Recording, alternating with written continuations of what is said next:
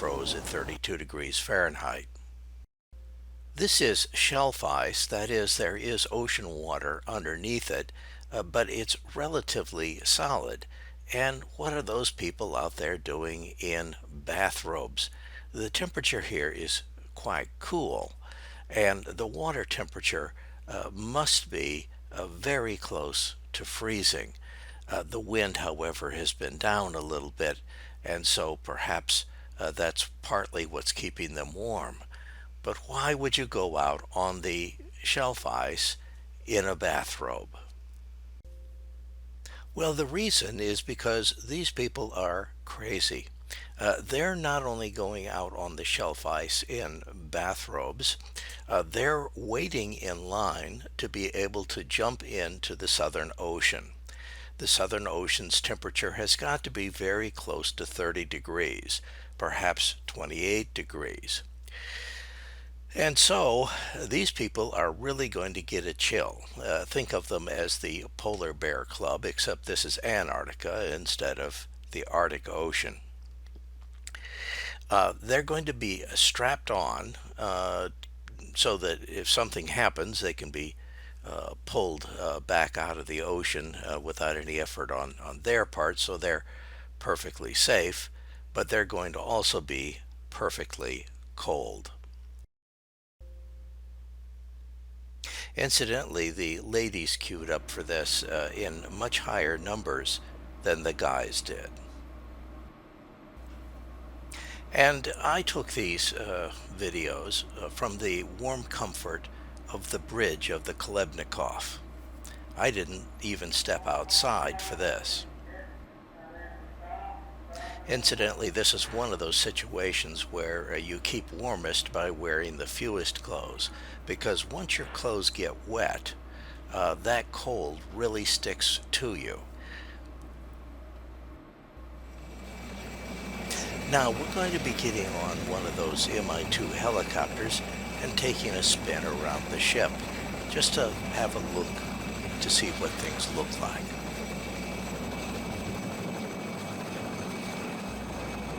And now it's one helicopter taking off right after another until they get all of us off the ship, nearly 100 people.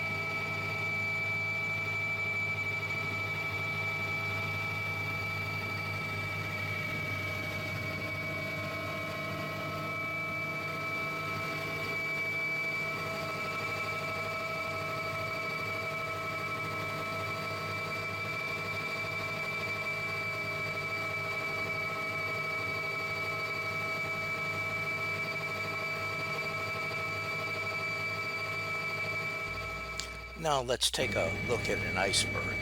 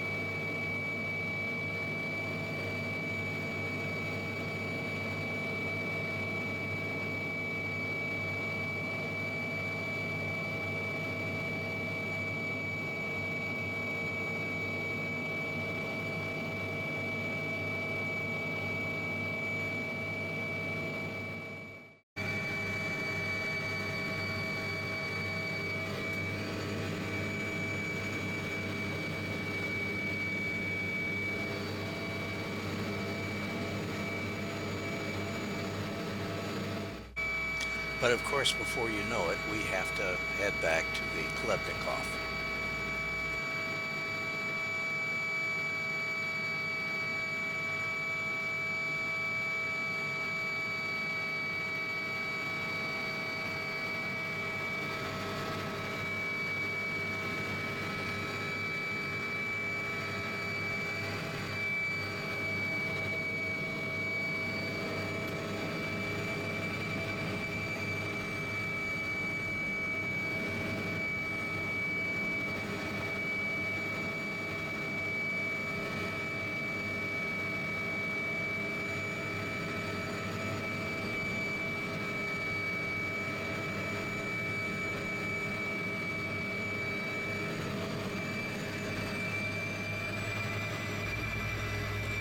Now we park the icebreaker up on an ice shelf. Right-eyed but killed.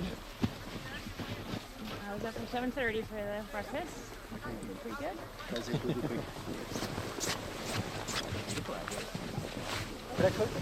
good. It's me. The emperor penguin is the largest penguin in the world today, but that was not always so. In the distant past, there were much, much larger penguins.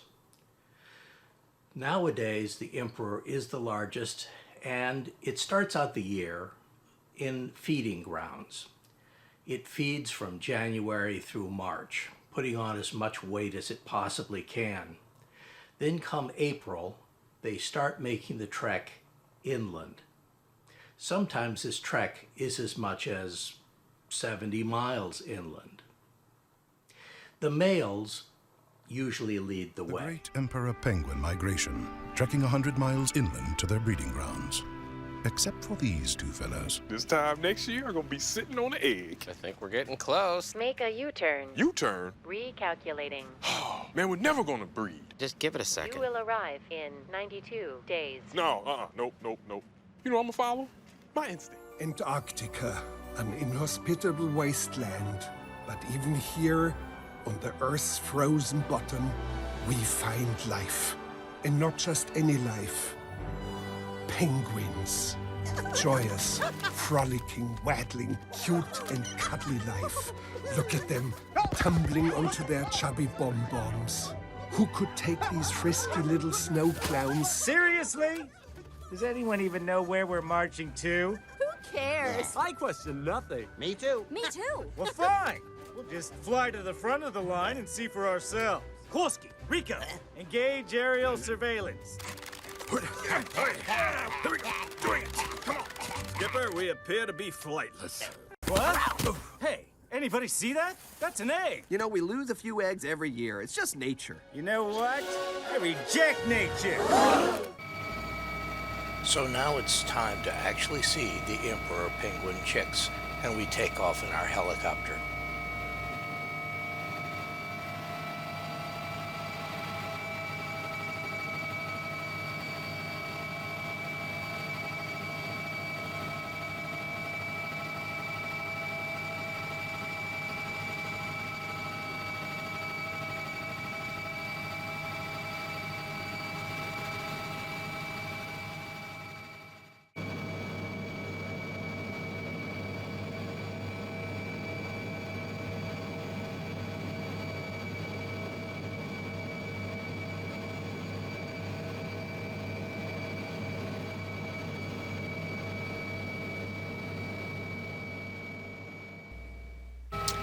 those dark spots on the ice, those are emperor penguin colonies.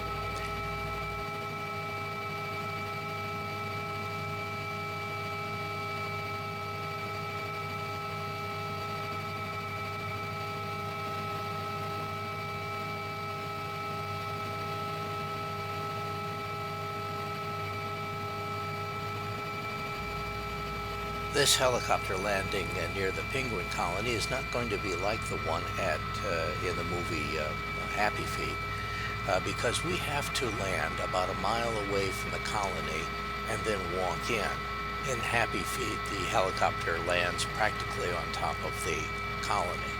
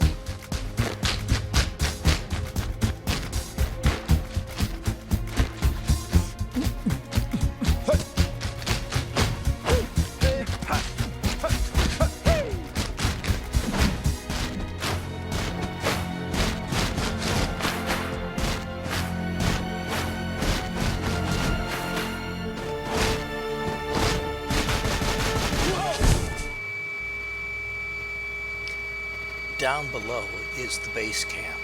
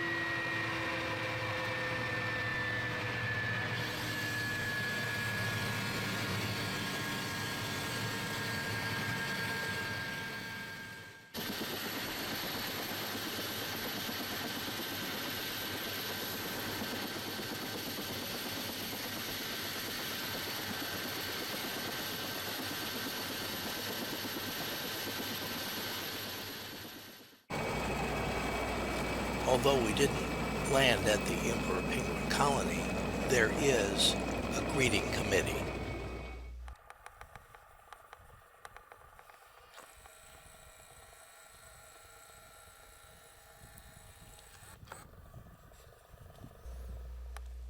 There are also seals here. They always remind me of huge slugs, although for the most part they weigh about as much, about half as much as a small car.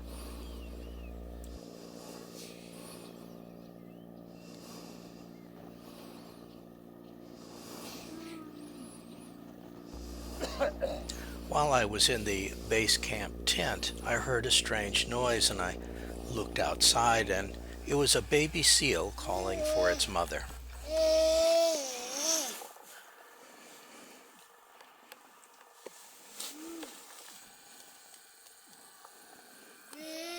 Yeah.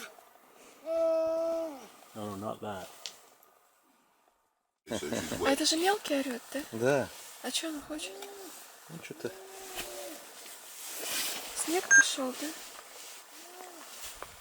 Ага. А мы улетим? Конечно.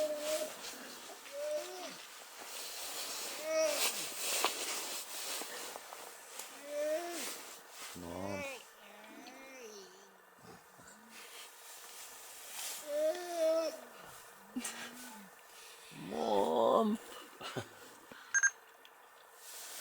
She hasn't rolled over yet. That'd be neat if she did. Could say they're not properly positioned. She's been purposely laying on her belly the whole time. Yeah. Because you can tell. Well, yeah, she's rolled over. Contact about to be made. Oh yeah? Fueling beginning. Nice.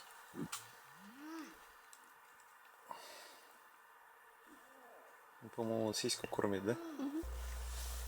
Well, now we need to make that 1 mile trek down to the colony. This was the toughest 1 mile that I ever walked. And the good news was that chances of getting lost were pretty limited. There were always lots of guides ready to show you the way.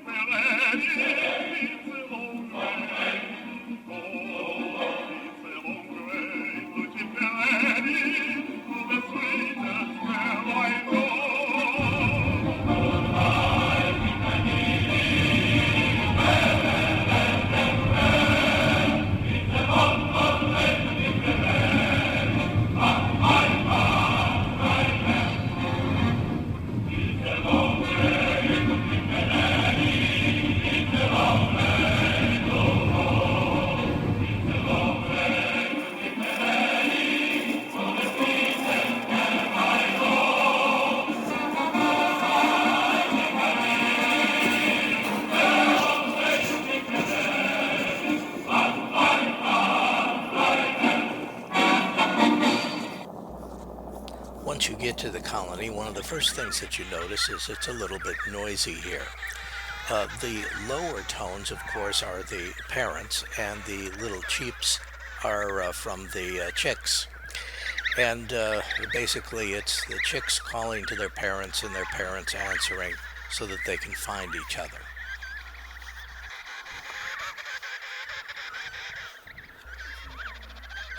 At this time of year, the parents are going back and forth to the sea pretty quickly, and they're getting a lot of food to the youngster. The youngster, therefore, is frequently away from his parents, and they join up into little groups called creches, and that's why you see little gangs of chicks running around together. The wing flapping of the young chicks is to exercise those muscles because that's how it will propel itself through the water.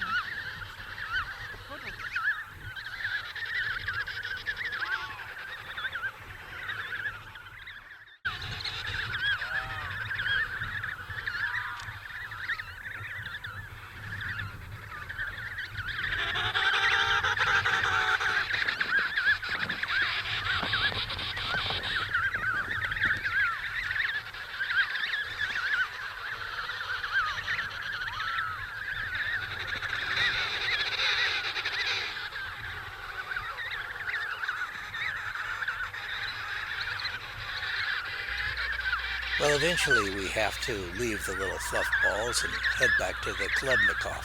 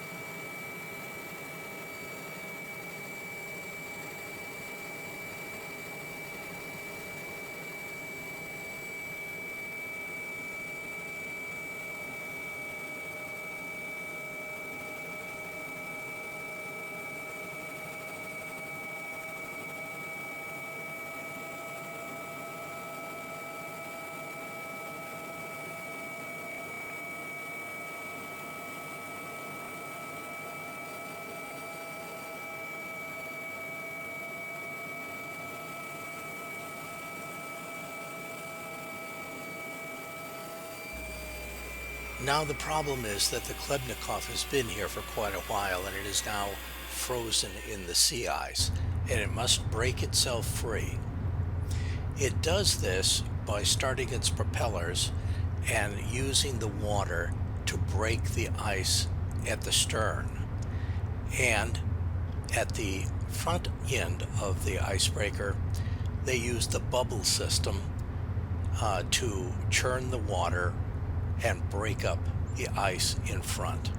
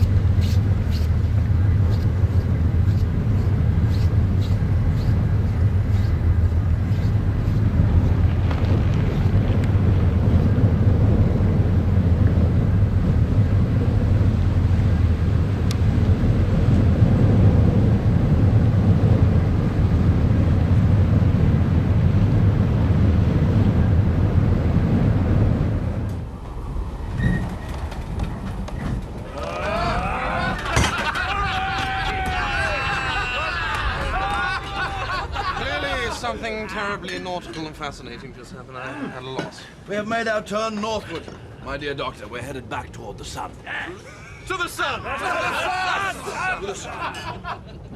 And we hope to see you once again.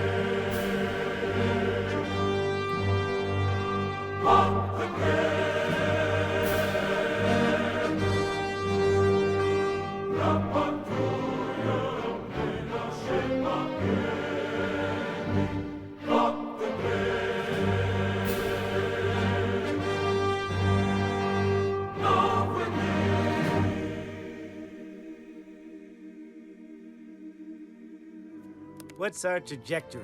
95% certain we're still doomed. And the other 5%? Adventure and glory like no penguins have ever seen before. I'll take that action.